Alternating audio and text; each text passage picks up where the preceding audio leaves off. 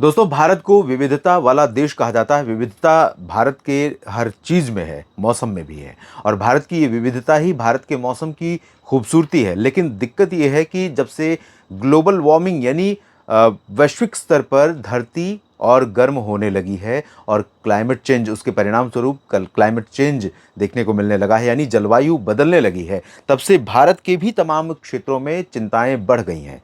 विडंबना देखिए कि इस बार मानसून सामान्य समय से 2 दिन पहले केरल में पहुंचता है और काफ़ी तेज़ गति से आगे बढ़ता है और 8 जून तक मुंबई के ठीक नीचे पहुंच जाता है और हरनई के आसपास, हरनई और बारामती महाराष्ट्र में, निज़ामाबाद तेलंगाना में और इधर विजयनगरम आंध्र प्रदेश में तथा सुकमा और जो ओडिशा का दक्षिणी क्षेत्र है मलकानगिरी, यहाँ से होकर के मानसून की उत्तरी सीमा गुजर रही है।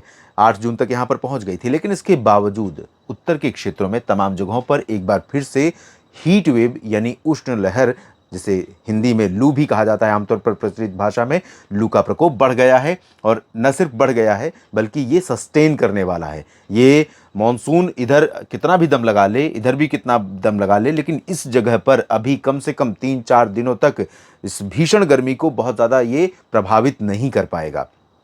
फिलहाल उम्मीद यह है कि अगले 2-3 दिनों के दौरान मॉनसून मुंबई को पार कर जाएगा और मुंबई को पार करेगा तो जाहिर सी बात है कि पुणे में भी पहुंच सकता है और इधर भी आंध्र प्रदेश के और तेलंगाना के सभी क्षेत्रों को कवर करते हुए छत्तीसगढ़ और उड़ीसा में भी आगे बढ़ सकता है। बंगाल की खाड़ी में भी थोड़ी प्रगति हो सकती है। लेकिन बिहार में इसकी जो प्रोग्रेस है, बिहार की तरफ अब सबकी टकटकी लगाकर निगाहें बनी हुई है। बिहार के भागों पर यहाँ बरसात भी हो रही है और बहुत ज़्यादा हवा, लेकिन यहाँ पर अंदर की तरफ घुस नहीं पा रही है क्योंकि यहाँ पर पश्चिमी हवाओं का जोर अभी बना हुआ है। लेकिन 24 से 48 घंटे या 72 घंटे, ज़्यादा से ज़्यादा 72 घंटे में बिहार में मानसून यहाँ पर एंटर कर सकता है, ऐसे संकेत मिल रहे हैं। यानी कि आज 9 जून है तो 11-12 जून से पहले ही यहाँ पर मानसून का प्रवेश बिहार में हो सकता है।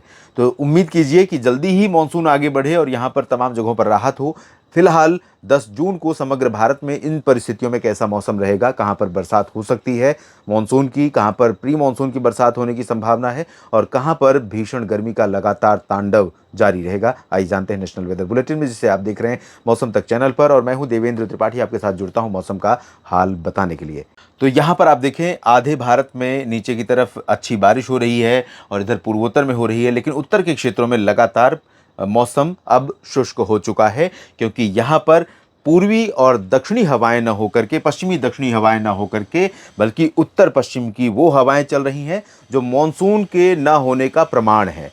ये हवाएं जब तक यहाँ पर अपना डेरा जमा कर रखेंगी तब तक मॉनसून नहीं पहुँच पाएगा। यानी मॉनसून को आगे आने के लिए इन हवाओं को पीछे पुश करना पड़ेगा, पीछे धकेलना पड़ेगा।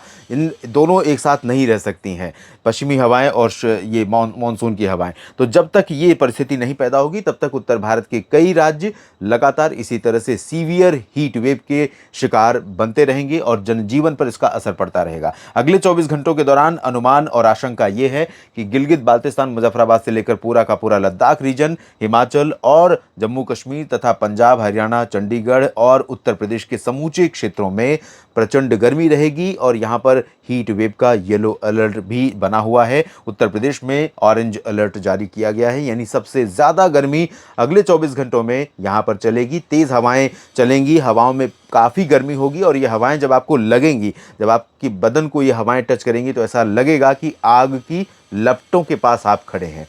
तो इस परिस्थिति से बचने के लिए उपाय इतना है, चाहे आप लुधियाना में हो या अमृतसर, फजिल्का, फरीदकोट में हो या पटियाला, हिसार और चंडीगढ़ या करनाल, रोहतक में, सोनीपत, पानीपत दिल्ली में या आगरा, अलीगढ़, मथुरा, झांसी, बरेली और इधर कानपुर, लखनऊ, अयोध्या, प्रयागराज, साथ ही साथ प्रतापगढ़, जौनपुर, भदोही, गोरखपुर, देवरिया, इन सभी भागों में अगर आप इस समय हैं तो यहाँ पर गर्मी से बचने के लिए उपाय कीजिए।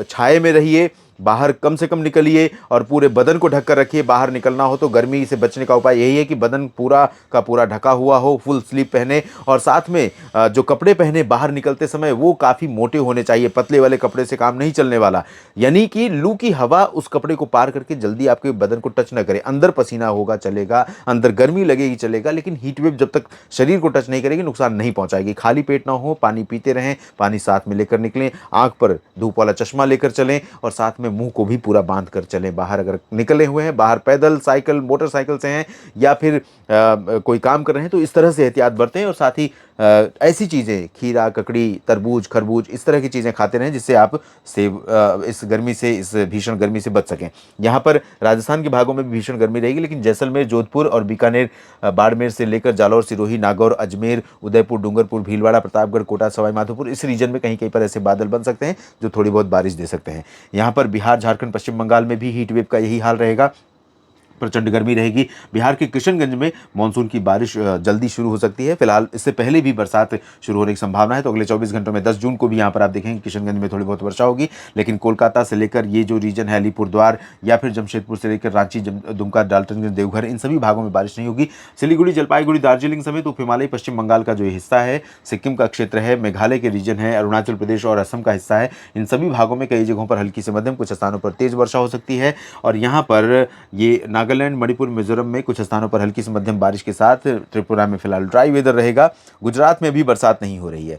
गुजरात में भी लोग तड़प रहे हैं, परेशान हैं, कुछ जगहों पर आंधी तूफान के साथ बूंदें पड़ी हैं, लेकिन अच्छी बरसात का इंतजार यहाँ पर लंबे समय से बना हुआ है। और अभी मानसून गुजरात में पहुंचने से पहले थोड़ी सी सुस्ती दिखा रहा है और फिलहाल जल्दी ही पहुंचेगा। लेकिन सूरत, वलसाड़, नवसारी से लेकर अहमदाबाद, डांग, तापी, भरूच, अरवली, महिसागर, मोडासा, इन भागों में कहीं कहीं पर हल्की वर्षा हो सकती है। राजकोट, सुरेंद्रनगर, जामनगर और आसपास के बोटाद और आसपास के भागों में कहीं कहीं पर हल्की वर्षा यहाँ पर भी हो सकती है, बादल बन सकते हैं। लेकिन पश्चिमी सौराष्ट्र, कच्छ, उत्तर पूर्वी रीजन, यहाँ पर ड्राई वेदर रहेगा। गर्मी काफ़ी ज़्यादा यहाँ पर भी रहेगी। और मध्य प्रदेश के क्षेत्रों में गुना से लेकर नीचे का जो रीजन है, सागर और जबलपुर, उमरिया के नीचे का जो हिस्सा है, इन भागों में कई स्थानों पर बादल बनेंगे, थोड़ी बहुत वर्षा हो सकती है। इंदौर में भी, उज्जैन, देवास, धार, खरगोन और नीमच, रतलाम, भोपाल, विदिशा, अशोकनगर, शाजापुर, बैतूल और छिंदवाड़ा तथा नर्मदापुरम और आसपास के भागों में। लेकिन उत्तरी रीजन में यहाँ पर प्रचंड गर्मी रहेगी, सागर, गुना के ऊपर और खजुराहो, रीवा, पन्ना और सीधी, सिंगरौली, उमरिया, कटनी, शहडोल,